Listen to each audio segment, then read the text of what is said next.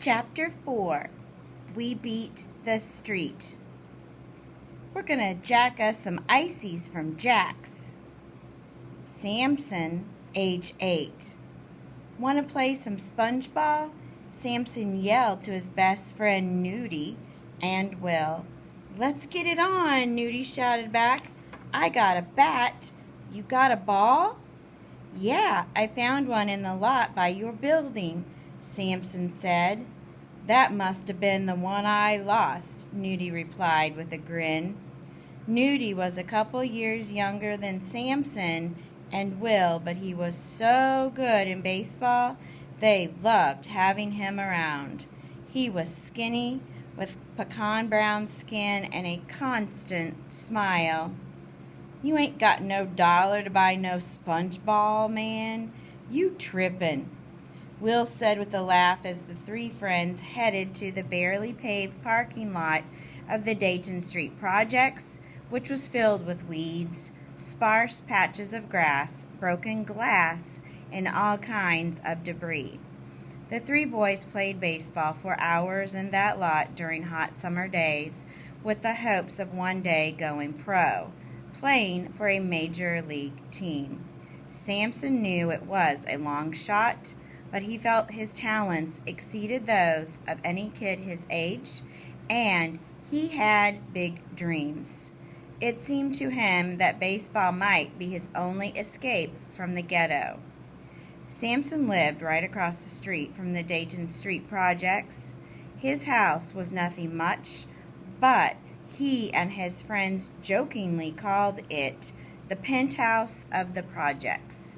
The Dayton Street Project, Building 6, was an 8-story building with broken elevators, abandoned apartments, and hallways that reeked with urine. Broken light bulbs decorated the halls, so the halls were always dark, even in the daytime. Residents and visitors crept cautiously to their destinations, hoping no one would attack them on a trip up the littered stairs to one of the apartments. Drug dealers and buyers constantly hung out in the stairwells of the apartments, but they were so commonplace that the boys had learned to ignore them and play games in their shadow. The three boys took turns with the positions.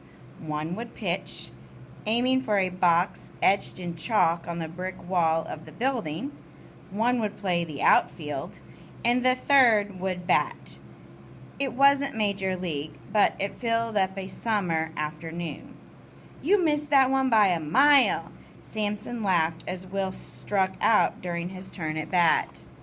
That's 'cause you can't pitch, Nudie retorted. Their laughter was interrupted by an angry-looking man with a deep red scar across his cheek. He ran directly toward Samson. Give me that bat, the man demanded viciously. Nudie and Will huddled close to Samson, ready to back him up if necessary. The three were tight. Samson knew better than to refuse, so without a word he let the man, a neighborhood drug dealer known as the Bomb, snatch his bat. The Bomb, a street legend, marched over to the stairwell, cursed loudly at another man huddled there, and then proceeded to beat the man brutally with Samson's bat. The man in the stairwell, who probably had run out of money before he ran out of his need for drugs, cried out with fear and pain and then was silent. The Bomb emerged from the stairwell, breathing hard but looking fiercely satisfied. He tossed the bat back to Samson, who did not catch it but let it fall to the ground. Thanks, kid, the Bomb said. Finish your game now. He disappeared down the street. The three boys, who somehow had lost their desire to play ball, headed down Dayton Street. They left the bat where it lay. They had seen it all before, and they knew they would see similar events again. It was the norm in the projects. Will spoke first. I guess that's just the way it is, man. They all knew what he meant. "I don't care," Samson said. "I ain't never gonna do no drugs." "What about selling 'em?" Will asked. "Easy money," Nudie observed. "All I know is I ain't never letting nobody beat me upside my head with no bat," Samson asserted. The three boys, already numb to the chaos that surrounded them, knew that staying out of trouble was a lot harder than just talking about it. "It must be 90 degrees out here, man," Samson said as they walked down Dayton Street and away from the parking lot. "SpongeBob always makes me thirsty," Nudie said, wiping the sweat from his forehead. "I wish I had an icy," Will said, licking his lips. "Extra large," Samson added. "Frosty and cold." "Let's go to Jack's and get us some ices," Will, who was always cracking jokes, suggested.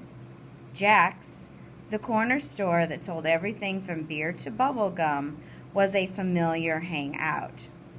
"We ain't got no money, man," Nudie reminded them. "I got an idea," Samson said. "Will, you be the lookout and make sure the way is clear. Me and Nudie will go in, get the ices, and put them in our shorts. It'll be easy." Since the boys were often without money, this was not the first time they had targeted a local store for a free snack. "We gonna jack us some ices from Jack's," Will chanted as the three friends ran down the street to the little store. Sitting near the front of the store were a few neighborhood bums, always begging for a quarter to help them with their next high. Inside, the store smelled of candy and bologna and wine. Samson loved this little store, and the owner, Jack, a large Hispanic man, would often give them pieces of candy when he was in a good mood. Today, however, the weather was oppressively hot, and Jack sat near the cash register, fanning himself. The icy freezer was on the other side of the store, near the bread and the dog food. The three boys entered the store, not with their usual noisy and cheerful hellos, but silently, looking around and checking behind them as if they were professional thieves. Several customers were in the store, folks who had stopped by to pick up a few necessary groceries or goodies before heading home. Jack said nothing and continued to fan himself, pretending to ignore the boys. Will stood by the door as planned, whistling. Samson and Nudie tiptoed to the icy freezer and quickly filled 2 extra-large cups of the cold, frosty drinks. Each boy then took a cup and stuffed it inside the front of his shorts. Samson gasped as the cold cup touched his body. He never knew there could be such freezing pain. Walking slowly and awkwardly, Samson and Nudie moved toward the door. Sure, they had succeeded in a difficult but well-planned robbery. The bulge from the ices was ridiculously noticeable through the children's summer shorts, but they were confident in their success. Just as they reached the door, Samson felt a thick hand on the back of his t-shirt. He looked back and saw Jack, large and looming and very angry, grab Nudie as well. Will, who was supposed to have been their lookout, saw what was happening and disappeared down the street in an instant. Jack, screaming and cursing at them in both English and Spanish, dragged Samson and Nudie from the front door, where escape had been only seconds away, to the back of the store. The icy fell out of Samson's clothes onto the wooden floor of Jack's store. Samson screamed, "I was going to pay for that, Jack. Come on, you know me. I come in here all the time." Jack ignored him and continued to drag the two boys through a storage room and out the back door to an area that Samson had never seen before. Samson and Nudie screamed and prayed for their lives. They had both heard horror stories about how Jack would chop the hands off of people who stole from his store. There was a fenced-in area outside, Behind that fence stood the two biggest German Shepherd dogs that Samson had ever seen. The dogs barked loudly and ferociously at all the screaming and commotion in front of them. Their teeth, sharp and gleaming, seemed unbelievably large to the small boy whose face had been pushed up against the fence. Jack yelled, "You want to steal from me? I'm going to feed you to my dogs! Luis, grab the dogs and bring them here!" Samson could smell the breath of the excited dogs as they ran around, furiously snarling, growling, and barking at the two boys, who trembled on the other side of the fence. The two dogs were then removed from their cage and were now face to face with the terrified boys.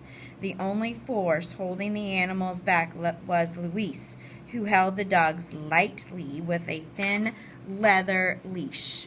Standing on their hind legs, the dogs were pulling Luis forward, trying to get a taste of Samson and Nudie. After what seemed like an eternity, Jack finally released Samson and Nudie from his grip and moved them away from the dog's cage. Samson, breathing hard but refusing to cry, blurted out, "I'm sorry." Jack ignored him. "Get out of my store and never come back." Samson and Nudie took off like terrified little rabbits. "Never again," Samson thought as he ran home in terror. "I swear, never again." But never is a very long time.